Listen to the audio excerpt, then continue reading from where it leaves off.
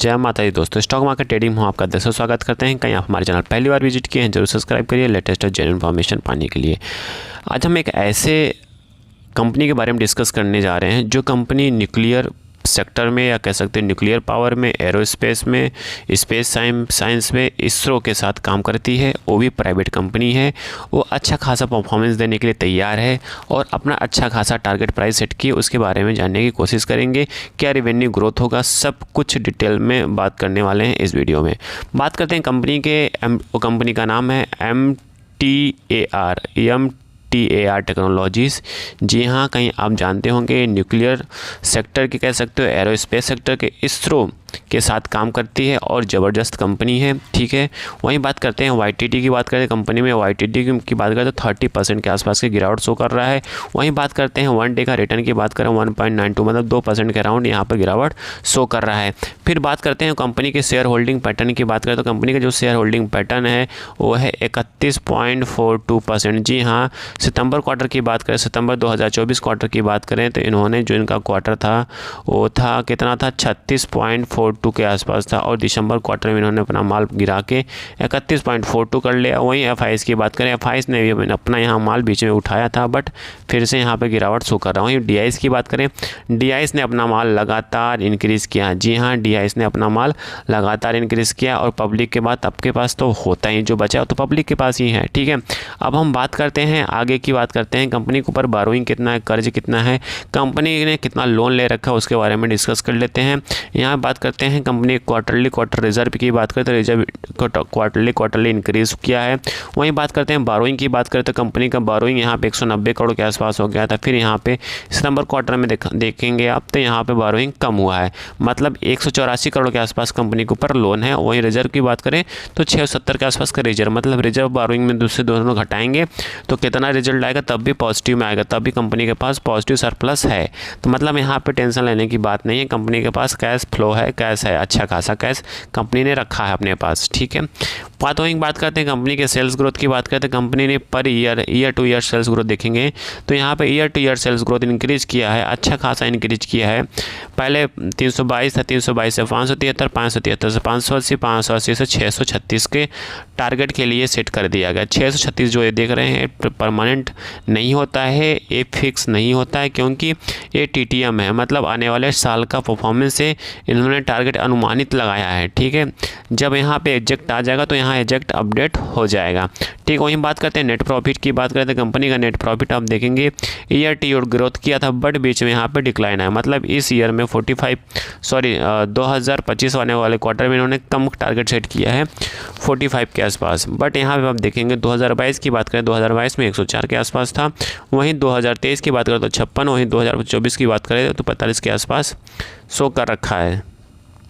ठीक है, फिर वही हम बात करते हैं कंपनी के फंडामेंटली की बात करें। यहाँ पे करंट वैल्यू क्या है, PE क्या है, बुक वैल्यू क्या है, तो यहाँ पे आप देखेंगे कंपनी का जो मार्केट कैप है 3,994 के आसपास है। वही करंट प्राइस देखेंगे 1200 के आसपास ट्रेड कर रहा है। हाई लगाया था 2200 का और 2207 पे ट्रेड कर रहा है। ठीक है, तो मतलब अभी भी आप देखोगे ना तो मतलब कंपनी सही पोजीशन पे है। स्टॉक P की बात करें तो 88 के आसपास है। और वहीं बात करें ROC ROE की बात करें तो ROC ROE बहुत कम के हैं, ना के बराबर। देखिए एक सिंपल सी बात है, स्पेस टेक्नोलॉजी वाली कंपनी है, इनके पास जो ऑर्डर आता लिमिटेड ऑर्डर आता, अनलिमिटेड ऑर्डर नहीं आता, लिमिटेड ऑर्डर आता है। ठीक है, और बात करते हैं डेट ऑफ इक्विटी 0.26% है, मतलब डेट ऑफ इक्विटी ठीक ठाक है, मतलब कोई टेंशन की बात नहीं है।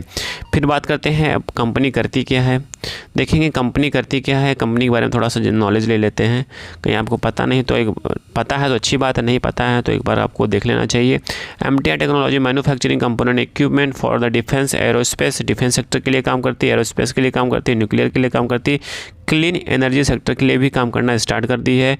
और इनका जो प्रमोटर है मिस्टर MRPR रेड्डी जी हैं। फिर उसके बाद बात करते हैं इंजीनियर, इसके बाद बात करते हैं कंपनी के जो मेन काम है उसके बारे में भी इन्होंने बताया है कि इन्होंने इसरो के साथ इनका बहुत बड़ा प्रोजेक्ट है, उसके बारे में डिस्कस करेंगे, वो लास्ट में करेंगे, ठीक है।